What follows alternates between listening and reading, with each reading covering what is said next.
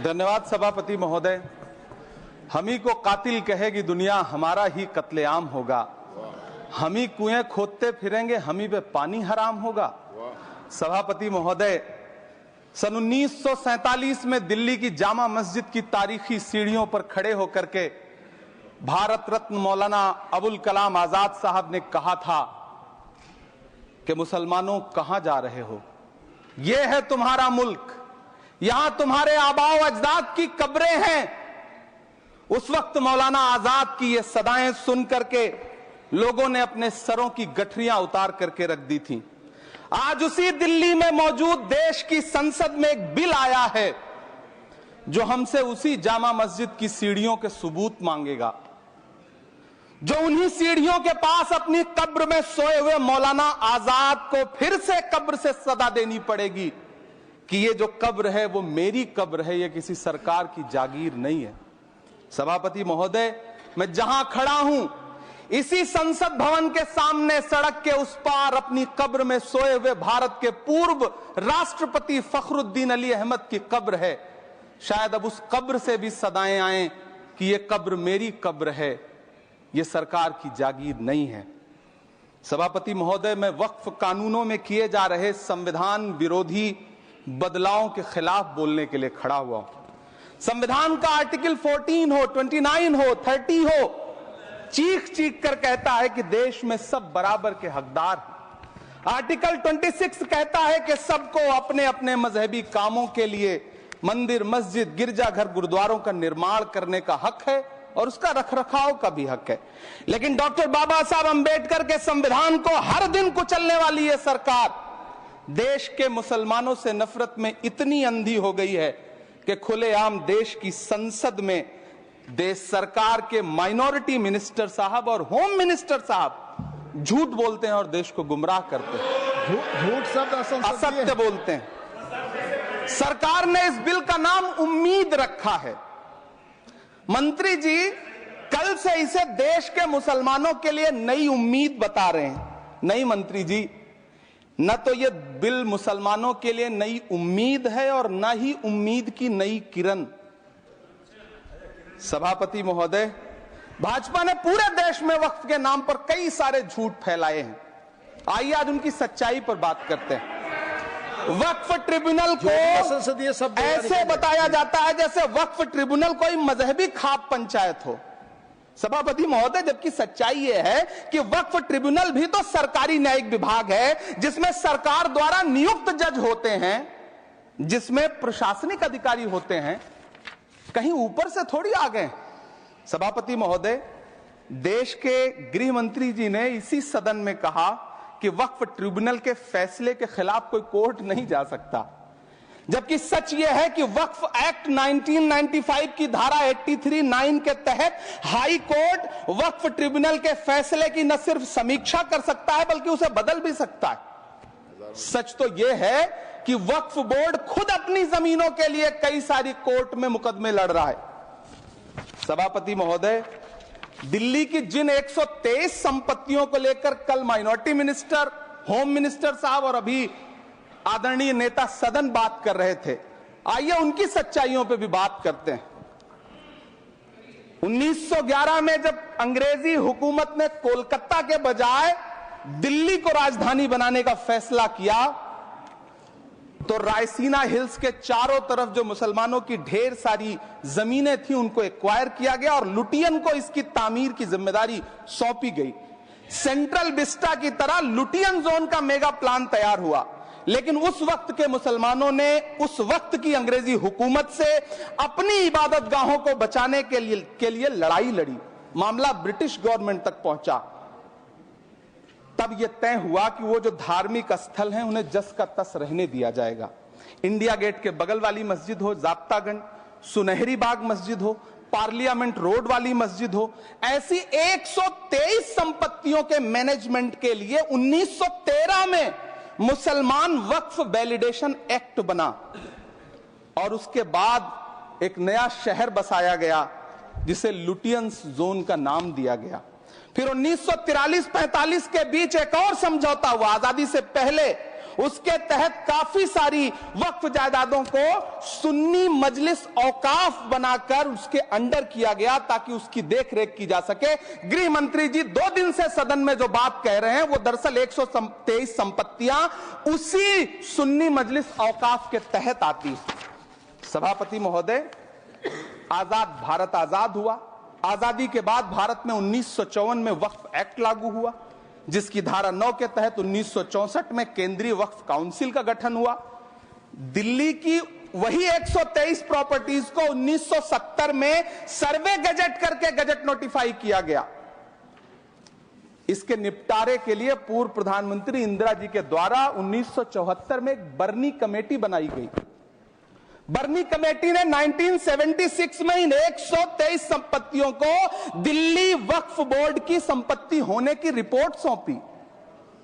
उस रिपोर्ट के आधार पर 1984 में कांग्रेस सरकार ने उन 123 प्रॉपर्टीज को दिल्ली वक्फ बोर्ड को सौंपने का फैसला किया, जिसके खिलाफ विश्व हिंदू परिषद कोर्ट गई। मामला 2011 तक पेंडिंग रहा। फिर 2011 में कोर्ट ने सरकार को आदेशित किया कि इसका निपटारा करो। तब 2013 में तत्कालीन यूपीए सरकार ने दिल्ली की उन्हीं 123 जायदादों को बर्नी कमेटी की सिफारिशों के मुताबिक वक्फ बोर्ड के हवाले किया। यही वो प्रॉपर्टीज हैं जिनके नाम से गृहमंत्री जी कल से कांग्रेस को कोस रहे हैं। फिर आई 2014 में भाजपा की सरकार, जो तब से इन जमीनों को हड़पने की साजिश कर रही है। जिस बिल को मुसलमानों के हुकूक की हिफाजत करने वाला बिल बताया जा रहा है, उसी को पेश करने के लिए और उस पर बात करने के लिए लोकसभा में भाजपा सरकार के पास एक भी मुस्लिम सांसद नहीं है। जिस वक्त, मैं लोकसभा कह रहा हूं, सुना करिए, जिस वक्फ बिल को मुस्लिम महिलाओं को हक दिलाने वाला बताया जा रहा है, उसे संसद में पेश करने वाली पार्टी के पास न तो राज्यसभा में, न लोकसभा में, न देश की किसी विधानसभा में एक भी मुस्लिम महिला सदस्य नहीं। कल किरण रिजिजू जी कह रहे थे कि रेलवे की जमीनें देश की जमीनें हैं, डिफेंस की जमीनें देश की जमीनें हैं। हां मंत्री जी, हैं, बिल्कुल हैं। ये जो वक्फ की जमीनें हैं, ये हमारे पुरखों ने धार्मिक कामों के लिए डोनेट किया है, तो हम भी तो इसी देश के नागरिक हैं, हम भी तो इसी देश के बेटे हैं, तो वक्फ की जमीनें भी तो इसी देश की जमीनें हैं। उनको पराया क्यों बोलते हैं आप? सभापति महोदय, अशफाकुल्लाह खान जब फैजाबाद की जेल में फांसी के फंदे पर झूल रहे थे, तो इसी देश की जमीन के लिए झूल रहे थे ना। सभापति महोदय, अंडमान की जेल में काला पानी की सजा काटकर अपनी जान देने वाले मौलाना फजले हक खैराबादी हो या शेर खान अफरीदी हो, वो भी तो इसी जमीन के लिए अपनी जान दे रहे थे ना। सभापति महोदय, पाकिस्तान के खिलाफ लड़ते हुए अपनी जान देने वाले महावीर चक्र विजेता ब्रिगेडियर उस्मान हो या पाकिस्तान के पैटर्न टैंक उड़ाने वाला परमवीर चक्र विजेता वीर अब्दुल हमीद हो, वो भी तो इसी जमीन के लिए अपनी जान दे रहा था ना। और मंत्री जी, मैं इस सदन में अलल ऐलान ये कहता हूं कि जब भी इस देश की जमीन को लहू की जरूरत होगी, आपसे 2 कदम आगे इमरान खड़ा मिलेगा। ये मैं आपसे यकीन दिलाते हुए कह रहा हूं। सभापति महोदय, मैं सरकार से कहना चाहता हूं, हमसे हमारी इबादत गाहें तो मत छीनिए ना, हमारे घरों पे बुलडोजर तो मत चलाइए ना, हमारी कब्रों में तो हमें सुकून से सोने दीजिए ना।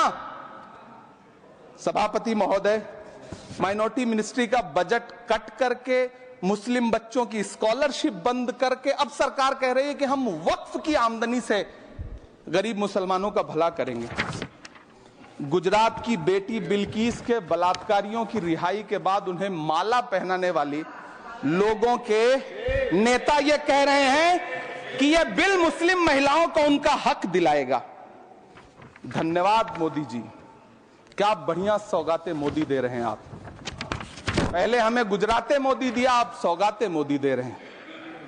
लेकिन यह सरकार इतना याद रखे कि इसी ठसक के साथ देश की संसद में सीए का कानून भी लाया गया था और कहा गया था बड़े बड़े भाषण देकर के कि पड़ोसी देशों से हिंदू भाइयों को ला करके यहां नागरिकता दी जाएगी। लेकिन मैं आपके संज्ञान में लाता हूं सर कि पिछले इतने दिनों में इनसे नागरिकता लेने के लिए 2000 व्यक्ति भी नहीं आए, जबकि इसके उलट इन्हीं की सरकार में पिछले 10 साल में 15 लाख से ज्यादा भारतीयों ने भारत की नागरिकता छोड़ करके दूसरे देश में जाकर के बस गए। यह हुआ उस कानून का अंजाम। सभापति महोदय, इसी तरह की जिद के साथ किसानों के खिलाफ भी कानून लाए गए थे। जिस तरह आज वक्फ के फायदे गिनाए जा रहे हैं, उसी तरह से किसानों को भी कृषि कानूनों के फायदे गिनाए गए थे। लेकिन अंजाम क्या हुआ? 700 किसानों की शहादत लेने के बाद सरकार को अन्नदाता किसानों के सामने घुटने टेकने पड़े और कृषि कानून वापस लेने पड़े। जिल्ले इलाही, जमहूरियत जो है वो नफरत और ठसक से नहीं चलती है, अकड़ से नहीं चलती है, उसमें सबकी हिस्सेदारी जरूरी है। कल देश के माइनॉरिटी मिनिस्टर ने लोकसभा में खड़े होकर एक शेर सुनाया था कि मुझसे कोई बदगुमान न हो, तो मैं उन्हें एक शेर सुनाना चाहता हूं कि मैं आज जद पे हूं तो इतना खुशगुमान न हो, मैं आज जद पे हूं तो इतना खुशगुमान न हो, चराग सबके बुझेंगे हवा किसी की नहीं। नीतीश कुमार जी हो, चंद्रबाबू नायडू जी हो, चिराग पासवान जी हो, जयंत चौधरी जी हो, देवे गौड़ा जी हो, जीतन राम मांझी जी हो, सबको समझना पड़ेगा कि जब जंगल में आग लगती है तो न वो बरगद बचते हैं जो हवा को आंधी में तब्दील करते हैं, न वो बांस बचते हैं जो आपसी रगड़ से चिंगारी पैदा करते हैं।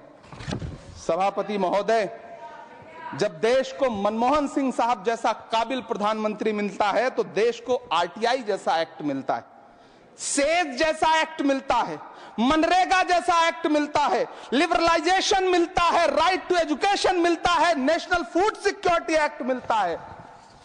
लेकिन जब देश को सौगातें मोदी मिलती है तो क्या मिलता है? सीए मिलता है, फॉर्म्स लॉ मिलता है, आर्टिकल 370 मिलता है, इलेक्टोरल बॉन्ड जैसा एक्ट मिलता है और वक्फ अमेंडमेंट एक्ट जैसे बिल देश को मिलते हैं।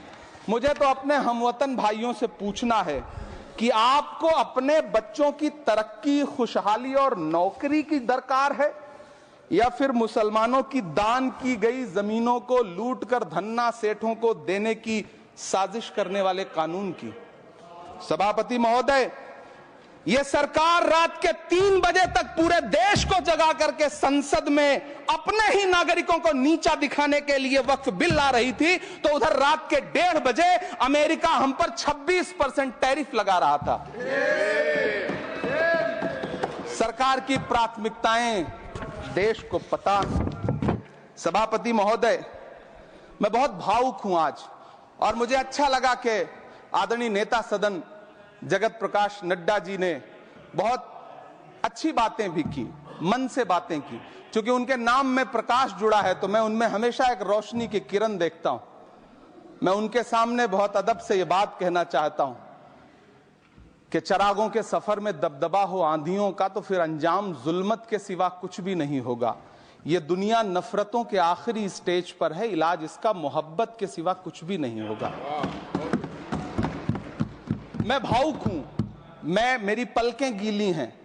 अगर देश की एक बहुत बड़ी आबादी को लगता है कि आप उसका भला करने के लिए नहीं बल्कि उनकी इबादतगाहों, उनकी कब्रिस्तानों, उनकी खानकाहों को बर्बाद करने का बिल ला रहे हैं, तो फिर आप अगर समझाने में नाकामयाब रहे हैं तो यह आपकी नाकामयाबी है। पहले समझाइए, उसके बाद कोई बिल लेकर के आइए, तब शायद हम आपका इतनी पुरजोर तरीके से विरोध ना करें।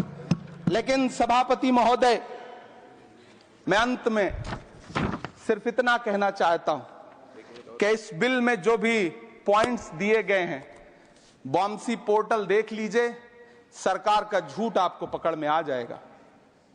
हम डरे नहीं हैं, हम सिर्फ सरकार से अपील कर रहे हैं कि हमें अपना समझिए। हम आपके अपने हैं, इस देश के नागरिक हैं और आप ताकत में हैं। संख्या बल के आधार पर बिल हो सकता है आप पास करा ले, लेकिन आपको यह बात समझनी पड़ेगी कि हम तो वो तारीख हैं, जहनों में रहना है जिसे, कागजी पुर्जे नहीं जो फाड़ डाले जाएंगे। जिस जमीन पर मैं खड़ा हूं ये मेरी पहचान है। आप आंधी हैं तो क्या मुझको उड़ा ले जाएंगे? आपको यह बात समझनी पड़ेगी। आपको अगर इतना विपक्ष की तरफ से पहले जेपीसी में इतने सारे पॉइंट्स आए और उसके बाद कल से लोकसभा में और राज्यसभा में सुझाव आप सुनने को तैयार नहीं है, लोगों की शंका को दूर करने के बारे में आप बिल्कुल सोच नहीं रहे, बस आप कह रहे हैं यह बिल उम्मीद की नई किरण है। नहीं साहब, इसे भले किरण जी लेके आए हैं, लेकिन ये उम्मीद की नहीं बल्कि नाउम्मीदी की किरण है। और इस देश की एक बहुत बड़ी आबादी इस बात से खदशे में है, शक में है कि आप सीधे उनकी जमीनों को लूट करके धन्ना सेठों को बेचना चाहते हैं। मेरी अब भी आपसे अपील है कि इस बिल को वापस लीजिए। यह बिल कहीं से आपके अपने नागरिकों के लिए अच्छा नहीं है। यह बिल सिर्फ इस देश के मुसलमानों को नीचा दिखाने का और अपने एक ऐसे मतदाता वर्ग को खुश करने का बिल है जिनको इस बिल के पास हो जाने से कुछ मिलेगा भी नहीं। लेकिन आप एक नैरेटिव देना चाहते हैं, एक मैसेज देना चाहते हैं। मेरी आपसे अपील है कि कृपया ये जो सबका साथ सबका विकास का नारा है, इस नारे को रत्ती भर तो चरित्रार्थ कर दीजिए। बहुत